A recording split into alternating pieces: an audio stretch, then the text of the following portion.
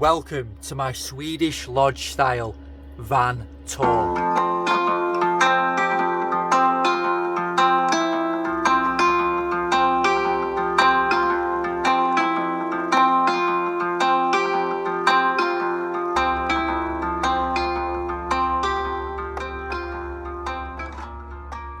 So at the front of the van, I've got my lovely Moroccan style curtains to separate the van from the cab, which gives it such a nice cozy feeling at night. You don't realise you're in the van when you've got the blackout blinds here and on the other side, and then I've also got the blackout blinds on the back, which actually is just a simple hook on.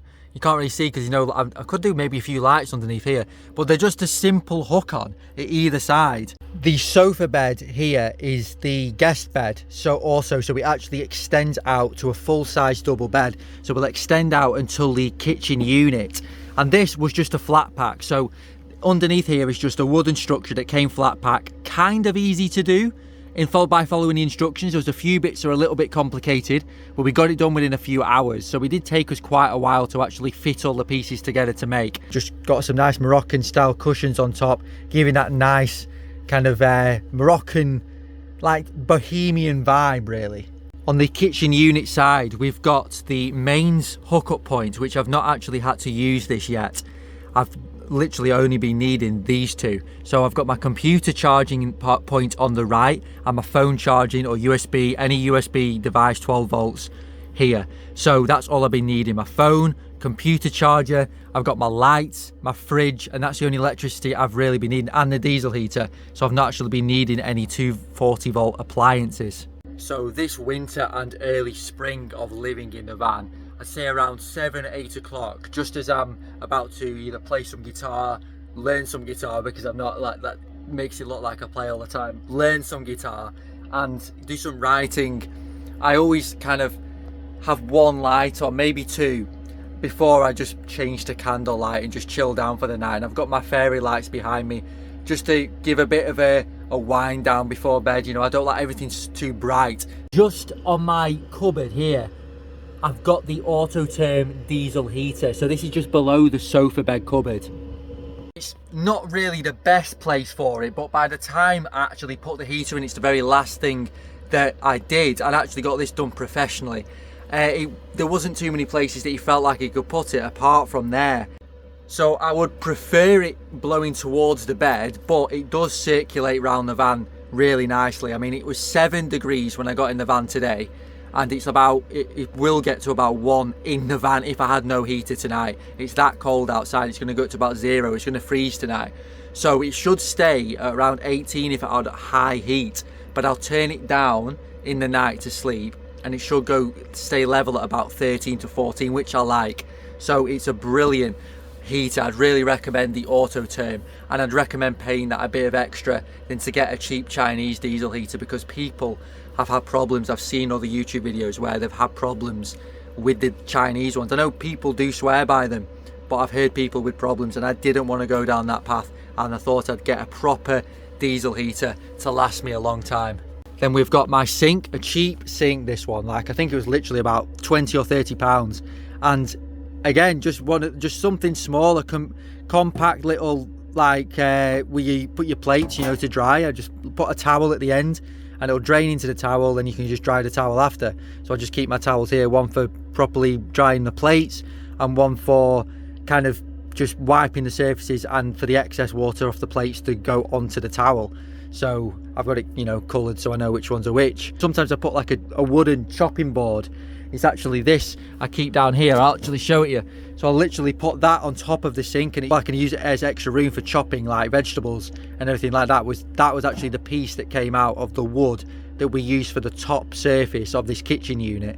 And here I've got my 2-ring burner and my whistling kettle on top. So this is the larger ring, and then we've got the smaller ring. So on my own, I've really just try and use the smaller ring. On a low heat, it saves gas, and I've switched from camping gas to the Cala gas underneath here. You can't really see it, it's dark underneath there, but I've got the Cala gas, and it's quite a large bottle of that. That should last me about 3 months, I'm guessing, and you can then just go and buy a replacement bottle from the petrol stations, and I'm going to find that hopefully they'll sell a lot more of those around Europe when I go there than they do the camping gas. Got some new additions to the van since my Liberation tour. If you want to check that video out on Liberation's YouTube channel, I've put my Life as an Adventure map of all the places that are pinned that I've been, and you're meant to pin all the ones that you're going to go, but if I did that, the whole of Europe would be pinned. So I don't want to do that because I just want to go everywhere. So I'm just going to pin the places that I've been. Got a lovely picture of me and my mum, my favourite picture there from when I was younger. And then I've got my green man, which, if anyone doesn't know, the green man is the symbol of nature, the symbol of rejuvenation in the spring. I will also add that Liberation video in the description below if you want to check that out. So Liberation is a great channel for alternative living, and my video came out, I think it was 10 days ago now, and I was really impressed with the way they edited it. You know, great people, Sophie and Ryan, that run that channel. So if you want to check that out, go to Liberation. It's about 23 minutes long, my talk and my tour around my van.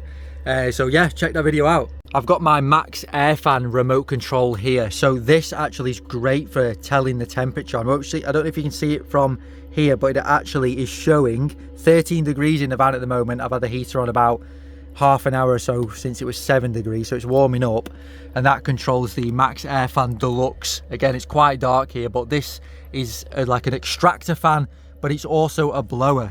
So it's an extremely vital thing that I've found I've been really needing in this van. In the warm, you know, you're going to want to blow some cold air in, and when you're cooking, it's great to get them excess oils up and out, because I've noticed that it gets saturated with oil, so it proves it works. I've got some of my pictures up here, some of my nice inspirational quotes. I'll read you this one out. You are a son of the earth, the sea, the sky. Magic is the fabric of this world, and you were born of this magic. You are magic itself. And that was a quote of my favourite TV series ever, Merlin. Came out in 2008. Give me a comment if you remember that TV series, the best ever. With the bed build, we literally just use Scorver beams. So the Scorver beams, there were 3 separate beams that we used a riv knot tool, what you call a riv knot tool. So I borrowed my friend's riv knot tool that he used in his van conversion to riv knot the beams into the side of the van. And I don't know if you can notice, but the bed, there's a gap between the back door and where the bed starts. And that is because the curvature of the Peugeot Boxer, we couldn't actually riv knot tool the first beam where it should have been if it was to be where I wanted it. So we had to do it a couple of inches further forwards, and that is why there's a gap between the garage, the area of the back doors, and where the bed starts. But I'm only losing a small bit of room because it's an extra long wheelbase. I get away with it. But we just used the Scorver beams, so we riv knot tooled them in, and then once they were in, I got what you call a Leroy bed slat, and we got these both off IKEA. So the Leroy bed slat is like a wooden structure, like a wooden. You don't have to use a Leroy bed slat. You could just use a wooden kind of structure just to go on top. And I'll put a picture of it just at the side here so you know what that is. But we put that on top, and then the mattress literally just goes on top. And that is the most, for me, the only reasonable, simple and cheap way of doing a bed. I can't think of another way that I'd do a bed, and it's just been brilliant, this bed. I mean, I can sleep widthways and so comfortably, and I'm 6'1", maybe just under 6'1", and I can sleep so comfortably widthways in a Peugeot Boxer.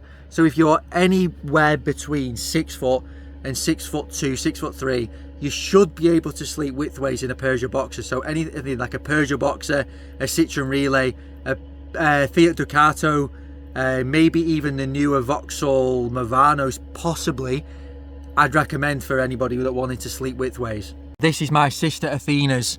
Apparently, she said it was her worst drawing ever because she's a good artist. She did this when she was younger. But this is my favourite picture, and that's why I've got it hooked up on the van. Since I was wanting to get into van life, I've looked at that in my room every day, imagining that was my van. Like, she said it doesn't even look like a van, but I love it. I absolutely love it. And talking about my sister Athena, her book, The Nourished Soul, which is a poetry book, with incredible soul-touching poems that hit you exactly where you need it. That is her book, and I'd recommend that so much. Not just because she's my sister. I'm seriously saying that that is the best poetry book I've ever read, and I will leave the description to her book and my book, The Destiny of the World, which is a fictitious story of a young man who goes in search for answers to life after questioning why it's so mundane. He wants to know, and he meets this old man where he takes him on such a powerful journey of self-discovery, and he finds out stuff about himself and the world. It will blow his mind, and he rebuilds the world, helping to rebuild the Age of Albion. On the other side, Holy Wells of Cornwall. If you want to check out my series on the Holy Wells, on the van life trip that I did, go further down my YouTube, and I've done part 1 to 4 in search of the Holy Wells of Cornwall using this book as a guide. And then I've got my Spine of Albion book by Gary Bitcliffe, I think it's pronounced, on the left hand side if you are into ley lines. I've done a lot of videos on ley lines recently in Northumberland, in the Lake District and the Peak District are below Stone Circle. I've also got my shelf here with the fairy lights on top. This is just a little bit of a muddle shelf at the moment, little bits and bobs. I've got a few candles, I've got a few bits like my lighter and different things like that. I could do with a bit of a tidy out really, but at the moment that's just used to store little bits of essential things I've been needing, and it's a little, just a little you know, add-on really to the van. A little shelf above here. I didn't want anything above like where I sleep, just in case it falls. You never know. I don't like to be sleeping above below anything. Underneath the kitchen unit here, I just keep a lot of my dried food, my tins, and I've got I keep my olive oil and my tea underneath here. And here we've got a hand-built unit. So this was quite difficult to think of how we were going to fit this. We ended up just using brackets and actually bolting them into the metal of the van. So it's actually really stable, and it's made out of my friend's, again, an old drawer from his house. So we've been saving material in that sense. And here in this one, I'm just got my clothes in that one, and then in the bigger one, I've literally, again, a little bit of a muddle. I've just got my toiletries at that side, and I've got some toilet paper, I've got some wipes, my cloths in that side. Again, probably just needs a bit of a tidy out and a bit of a sort out, as well as over the bulkhead. I've just got like bags and just my brush from the floor, all sorts of different stuff I've got in there. It just needs a bit more of an organised maybe, but everything is set up how I want. And again, the big one is the aesthetics of the van. Everything is tongue and groove cladding here from Berries, and this is what I wanted, a lodge vibe, a Swedish lodge vibe, a cabin. And this is exactly what I feel, especially when the curtains are shut at night. I've got everything, you know, really cozy looking, and I really am liking the way that I've managed to create this. It's exactly what I envisioned and more really, just by using cladding and keeping it the same, not muddling things up, not tiling things that don't need tiling, not using expensive materials that people think they have to use. This is just simple. I think it's pine, because I don't like to use oak, because oak shouldn't be cut down, but the pine, you know, even though it's not the best, you know, I wouldn't use it all the time just for the van build. You know, it was local, it was convenient. I've used the pine because it's more of a sustainable thing. They grow the pine to get cut down, if that makes sense. The oak, that should never be cut down. Oaks are the native trees, you know, they have the pine plantations. So yeah, and we've used that material for the kitchen top as well, which we could have used oak, but I would never use it. And you can't see it too well at night time, the lights, but these are just touchscreen lights. So if you touch them down, they'll go off, then they'll go to blue, which the camera makes it look really good here, and they go to blue, and then they go to white, and if you hold them down they'll go brighter. And the ceiling's actually my favourite part of the van. This is my 12-volt fridge freezer from Just Campers. So we've got the freezer compartment at the top and the fridge compartment at the bottom, and I found that this is more than enough room for one person, even two people living comfortably in a van. I'd recommend the Just Campers freezer and fridge, because again, it goes off more than it's on, and it doesn't make too much noise, especially when you've got the wood. And I put some sound deadening on that side and on this side to stop it making too much noise. When I was converting this van, I did sound deaden a lot, so I'd recommend that. If you knock on the side of the van, compared to say a panel van, you can't hear hardly anything. It doesn't echo in the slightest. So when you're converting a van, I'd recommend to sound deaden. and then I insulated with a thin black kind of insulation material from a company called Dodo, I think it was Dodo Thermal Liner Pro, I think it was called, and then I put the sheep's wool afterwards, only after when I was doing the cladding I was shoving it in between as I went along. And the insulation, that did cost a lot of money to insulate the extra long wheelbase Boxer. It cost a lot. Overall, this van could be built in around £5,000 to £6,000 if you were doing everything on your own, and this is why I say it was more of a budget van build. However, this van cost me £3,250 to buy, and that was the Peugeot Boxer, and for me, you know, it's the perfect van, and it was for sale for that cheap by Yamaha because it had the 193,000 miles on the clock. But I chose to buy it anyway because I felt like, because it belonged to Yamaha, they wouldn't have been ragging it around like a builder would be. So I used that extra budget that I had on outsourcing the electrics, the air fan, the windows and the plumbing, and I did the actual build with my friend ourselves. So if you didn't outsource that and spend those extra thousands of pounds, in the end it cost me around £10,000 you could do it a lot cheaper. Hence why this is a budget van build, because people spend £20,000-30,000 converting their van. And these cupboards are literally just made out of leftover cladding. Really light, really simple. With the floor, this is just vinyl that is stuck onto the already existing van floor that was already in here from Yamaha. So we just used that wood, we didn't get rid of it, it was in good condition. We took it out, cleaned the metal of the van, put a little bit of rust protection on it, but there wasn't much at all there. And then after we cleaned it, we put the wood back on top, and then I insulated it first with a Dodo thermal liner, then put the wood back on top, and then we stuck the vinyl down to the van floor itself.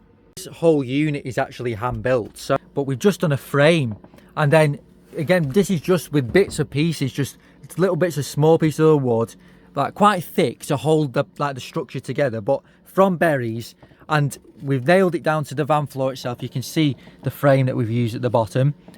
Like, people pay thousands for these units, like it's ridiculous the prices that people have these for. This is all I need. I know people want these fancy things, but this is all that you need, and it looks fine to me. And then this whole piece is just one piece to fit perfectly to the level that I wanted it, to give enough room to get in and out of, but I also wanted it to overhang here so I can wash up and actually use this as a desk when I'm doing my work and look out at the view. I'll put the torch on now so you can see the back. So we've just cladded the back, and then also cladded this bit above here, cladded the sides, and cladded this back bit behind the fridge as well.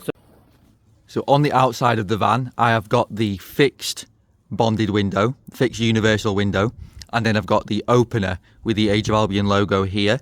And it is different on the other side, where I've got the opener universal window and a fixed bonded window on the other side. And then I've got my external hookup point here, which changes it to 240 volts right here. And below it, I've got the exhaust pipe for the diesel heater. This is the way where the wastewater comes out. I try not to get any really true wastewater out. I like to keep it clean.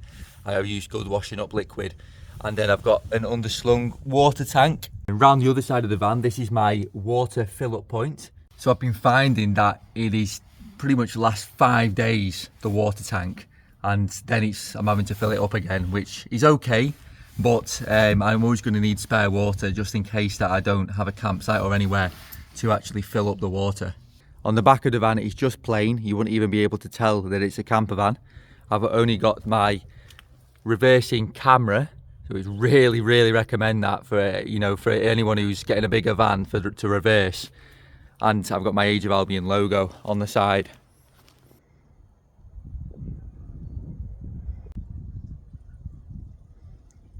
So this is the garage space at the moment. I've just got my hose pipe, my spare tyre, which really could do with, either putting it on the back or underneath the van. Is taking up a bit of space. And I've just got a few bits, that I need, my chair, spare coolant, everything like that inside. Before Europe, this is going to be a lot more packed. And on the side, I've got the Renogy system. So this was done by a professional, 59%, because I've had the heater on all night last night. It was very cold, and obviously the fridge is getting used all night, so he does take quite a bit off. Going to get a lot of solar today though, and then I will be driving it today as well. So this is it.